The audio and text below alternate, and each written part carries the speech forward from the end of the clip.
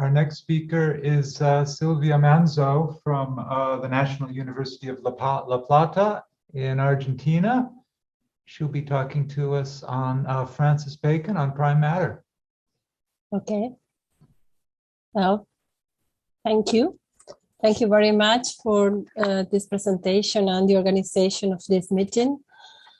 Well, Francis Bacon was concerned with the characterization of prime matter from the beginning of his thought of nature in around 1604 until 1620, when the Novum Organum was published. His account of prime matter was deeply related to his view of atomism, which underwent significant changes.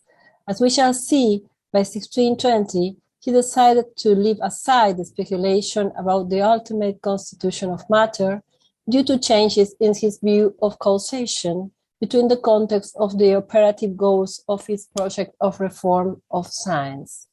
So the section of the paper will be this. We will see the evolution of Bacon's stance towards atomism, the notion of atomic prime matter and the principle of things, later the refutation of abstract matter, particularly the Aristotelian and Platonic idea of abstract matter, then the atomic properties, and the conclusion will be a kind of summary from speculative philosophy to scientific practice.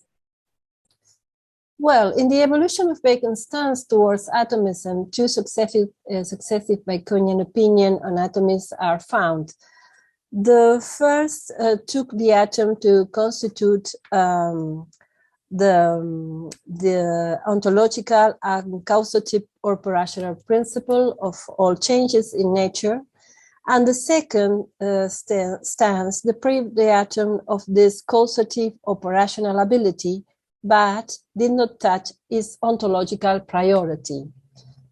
These two opinions were expressed in three different periods. The first one belongs to this writing, De Cogitationes de Natura Rerum, composed about 1604, in which atomism is conceived as an instrument, or is instrumentally or heuristically conceived without deciding whether or not atoms actually existed. And there he defined atoms as the ultimate equal particles of matter, which moved in the void and explained the subtlety of nature, including rarefaction and condensation. The second period is reflected in allegorical works like the Sapientia Veterum and the Principiis Ac Originibus, in which are found Bacon's most profound ontological considerations concerning atoms and his thought on prime matter. The atom is now truly considered to constitute the smallest real particle of matter. By contrast, more complex attributes are said to be effects of atomic agglomeration. And the third and last period is most clearly exemplified by the Novum Organum, in which Bacon distinguishes between hard atoms cum vacuum and flexible matter without any vacuum. At this stage, he thought that natural phenomena were better explained by the more complex but still latent microscopic level of the agglomerations of particles called schematismus or schematismi materia in his work. About what is a principle of things in Bacon, and that are the requirements to define atoms as prime matter, it's important to note that Bacon actually uses terms of the philosophical tradition like prime matter, forms, principles, and so on, but tries to define them again. And then it's very difficult to understand his view because it's very clearly a transitional figure from late scholasticism and also Renaissance philosophy towards modernity. And it's very difficult to grasp what does he mean by when using that traditional terms. So I'll try to reconstruct the notion of principle And we can find the requirements for an entity to be a principle in his methodological work, De Principiis Atque Originibus. I can go in detail in how to reconstruct the arguments, but when he criticizes the pre-Socratic philosophies, Plato and Aristotle, and also Bernardinus Telesio's view, he also at the same time puts the conditions for an entity to be a principle. And to sum up, we can see that a principle had not to be abstract, but have to have matter and form, and not to be an intermediate nature, but a perfect or excellent one. It not to be bigger in terms of the quantity of matter. It not to be a term of generation. It ought to be a term of both generation, renovation, and dissolution of all manifest and hidden things, and ought not to be or have a specific form, but a prime form, and finally, ought not to be corruptible. And after analyzing or patting these requirements, he concludes that the very principle of things is atomic matter or atoms. And he says an abstract principle is not an entity. Again, a mortal entity is not a principle, so that a clear, invincible necessity forces the reason of men, if they wish to be coherent, to postulate the atom. That is the text 4 of your handout. Now, we can go more in detail to the refutation of abstract matter that he attributes to Plato and Aristotle, although, of course, it's not exactly the historic Plato or Aristotle, is what Bacon interprets that is found in this work, or maybe perhaps the tradition, the Aristotelian or Platonic tradition as he understood that. And then he claims that the despoiled and passive matter seems to be nothing more than a figment of the human mind. And in this quotation, he says that it follows that forms, as they call them, seem to have more reality than either matter or action, because the former is hidden and the latter fluctuates. The one does not strike so forcibly, the other does not fix itself so firmly. Those other images, by contrast, are thought to be both manifest and firm, such that prime matter and common matter seems to be like an accessory and substrate. An action of whatever kind seems to be a mere emanation of forms, and forms are given all the best parts. And it is from here that the reign of forms and ideas, in essence, seems to have originated, namely with the addition of a kind of fantastic matter. So Bacon critically assesses whether either the Platonic or Aristotelian attributes of matter measure up to those provided in De Principiis, and that their description of prime matter has fallen short of his own criteria. Elsewhere in his writings, Bacon strongly rejects the Aristotelian distinction between the lunar and sublunar world. He comments that Aristotle's sublunar matter is like a whore yearning for forms, and supralunar matter is like a mother. Both characterizations are closer to superstition and popular opinion than to philosophy. And that he says that in text number 6 of the handout, and also in a passage of natural history, Silva Silvarum, he says that the pretty assertion that matter is like a common strumpet that desires all forms is but a wandering notion, that is, a notion without solid foundation. That is text number 7 of the handout. To refute the characterization of matter as unformed, Bacon drew on 4 different kinds of sources: the pre-Socratic philosophy, ancient mythology, the holy rite, and experience with the methodic investigation, the inductive investigation. As we have seen, he claimed that the wisest source of philosophers, the pre-Socratic philosophers, Empedocles, Anaximenes, Anaxagoras, Heraclitus, Democritus, agreed to postulate an active matter possessing a form that carried within itself the principle of its motion. That was the discussion on the requirements for an entity to be a principle, a discussion that I suppressed of the final version of this paper because it was too long. And he claimed that pre-Socratic philosophers had come to the truth closer than Aristotle and Plato in attributing a form to the material principle. However, adds Bacon, some of them, like Heraclitus and Anaximenes and Thales, have overdetermined prime matter by attributing to it a too much specific form and postulating that the principle was one of the classic four elements. In ancient mythology, he found that the idea of matter as having form, prime matter as having form, is symbolized by the figure of Cupid personatus, that is having a garment not nude. And in the Holy Rite, he also found a testimony that prime matter have form because he says, glosses this passage of the Genesis that says that it is not written that God created matter in the beginning, but that he created heaven and earth.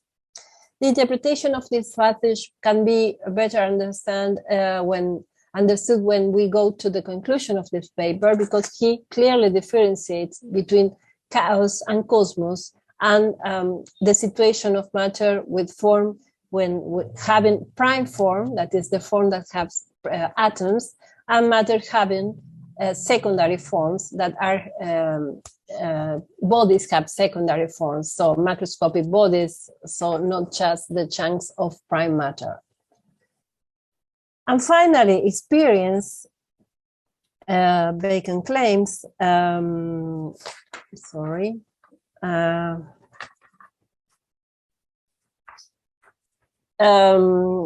it clearly shows that matter is not separated from form, and he was sure that anyone who observed bodies carefully will reject the idea that matter is unformed.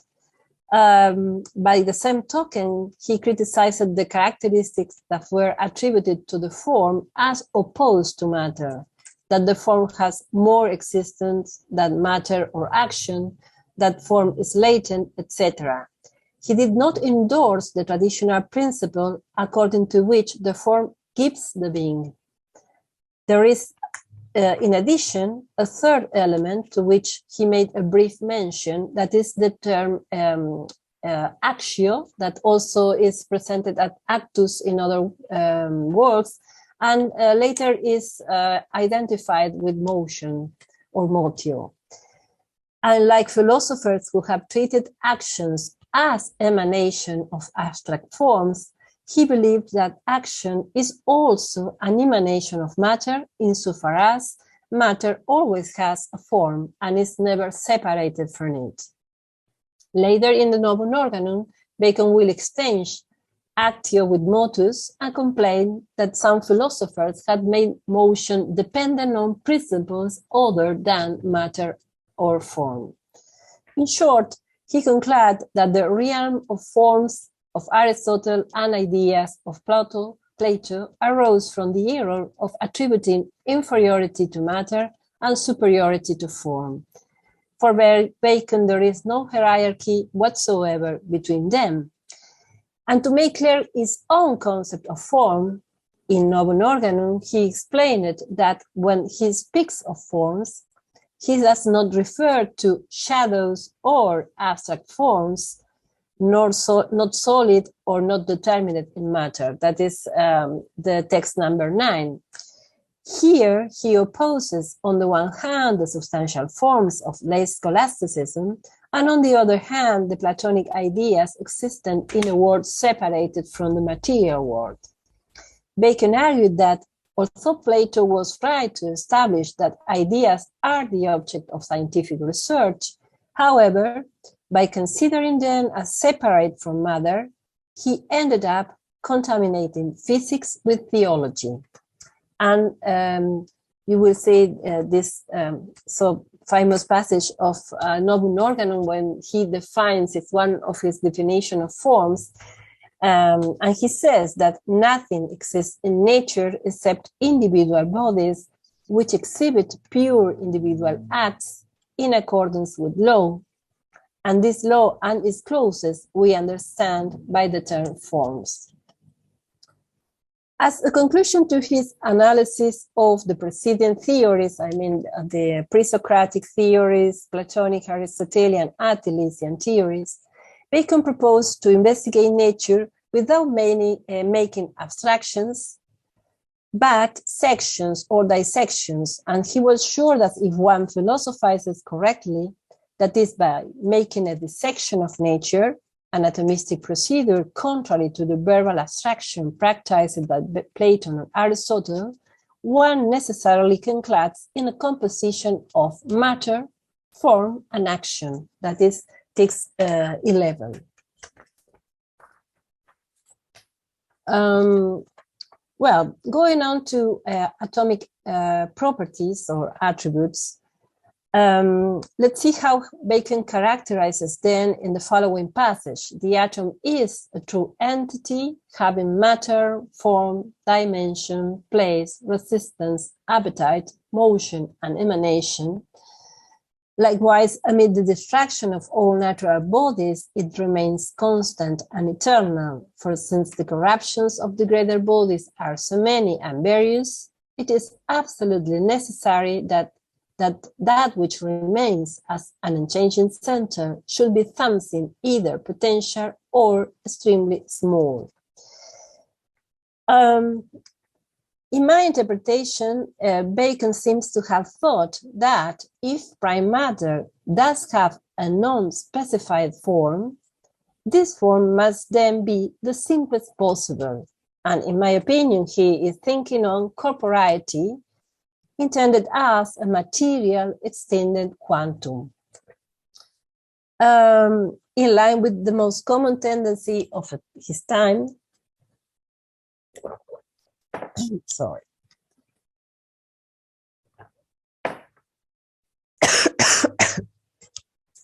Bacon view of prime matter, I'm sorry, I understand.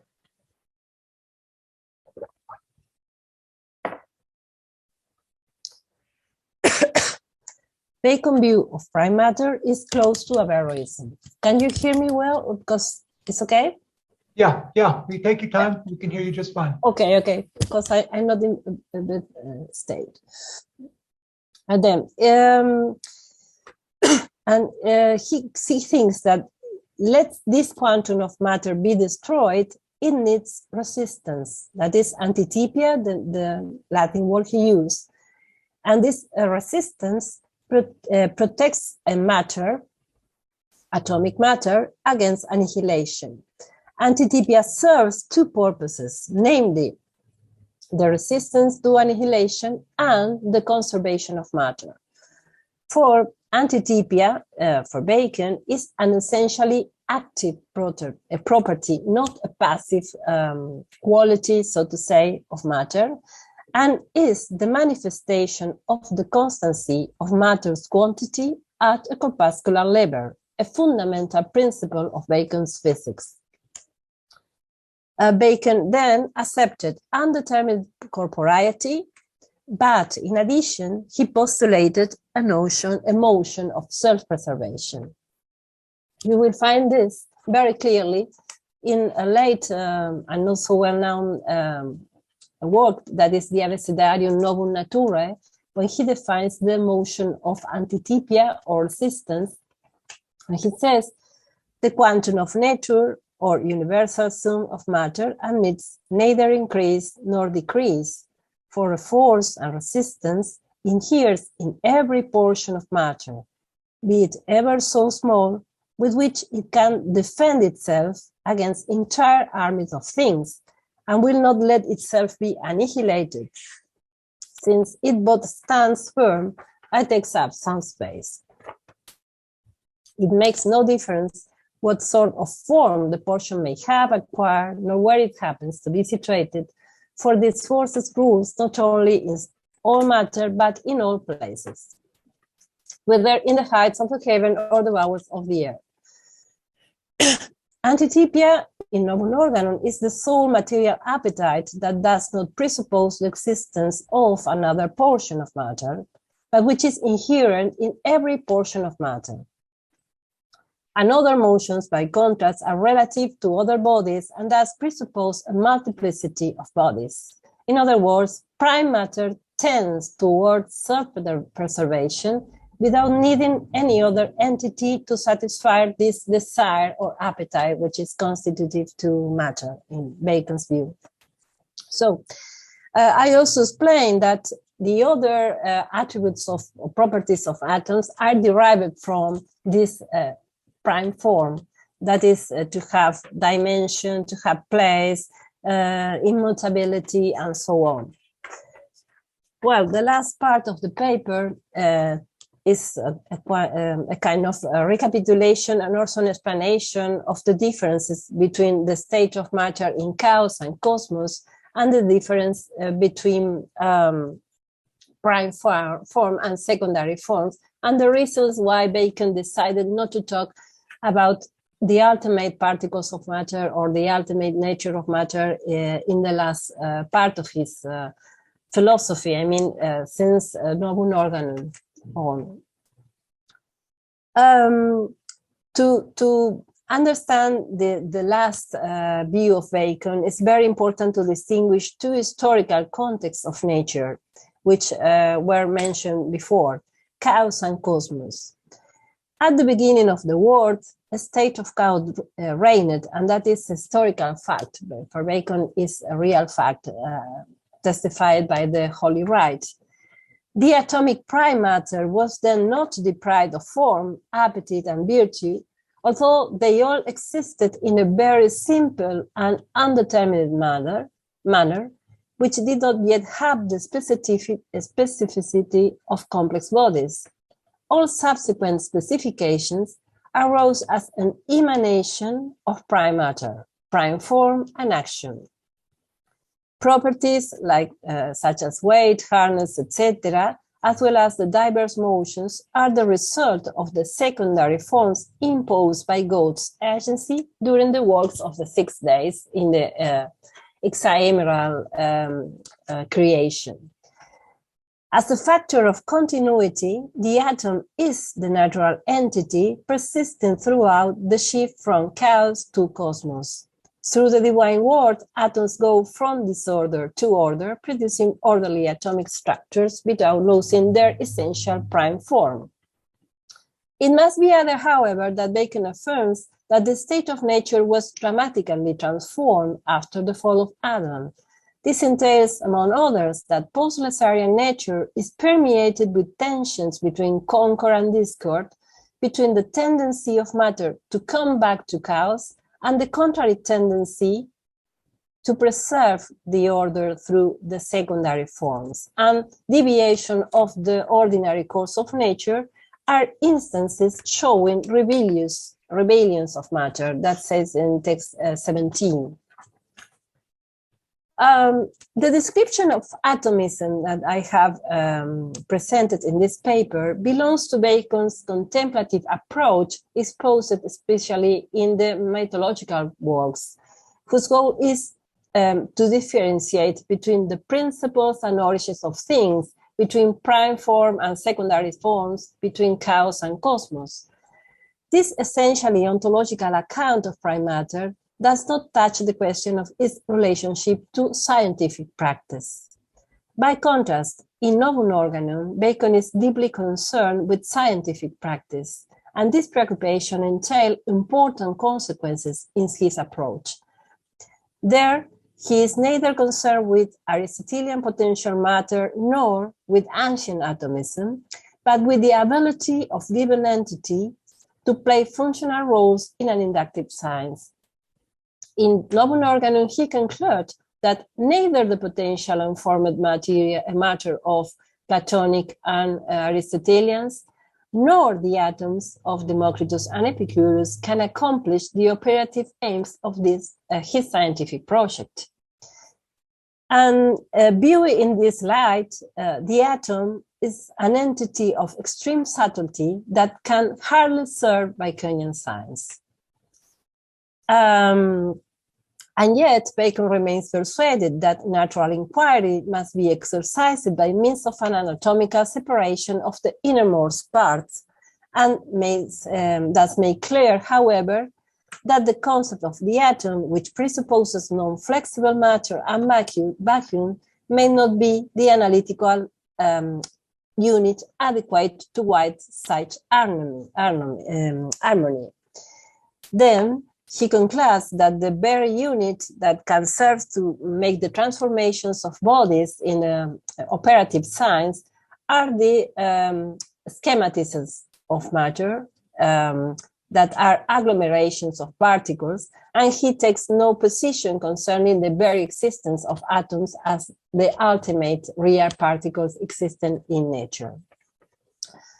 Finally, I shall describe more detailedly the distinction between prime form and secondary forms. The prime form is the basic determination of matter, or its resistance to annihilation, present in every single portion of matter. It is not as a specific form, but a universal form. Bacon gave to prime matter, altogether with prime form, a nomological status.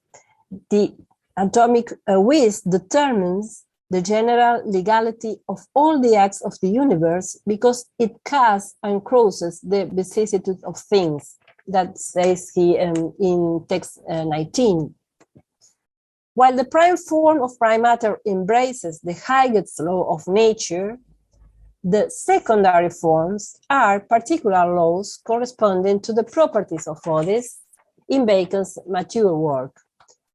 And forms have a double meaning in this last period of his thought. As laws, the secondary forms, they govern the motion of matter to produce properties. And as essence, forms are thought as necessary and sufficient conditions of simple natures. This idea is made clear when Bacon says that when the form is present, the simple nature is always present, while when the form is absent, the simple nature is also absent. That is text 20 of the handout. To some who might raise the objection that in his concept of form there is anything abstract, Bacon answers that however heterogeneous those things may be, they all come together in the form or law which governs health, redness, and death. The new science should not abstract but dissect nature into his components, and accordingly, natural philosophy should deal with matter, its internal latent structures, which are the schematism, and their transformations. This change from the atomic speculation in the mythological work to the secondary forms in the mature work shows a very important change of direction towards an operative science. However, in my interpretation, this does not entail that in his mature philosophy, matter lost its previous theoretical relevance. For Bacon emphasized once and again that forms, be prime or secondary forms, are always conjoined with matter, and that matter always is form. Thank you very much.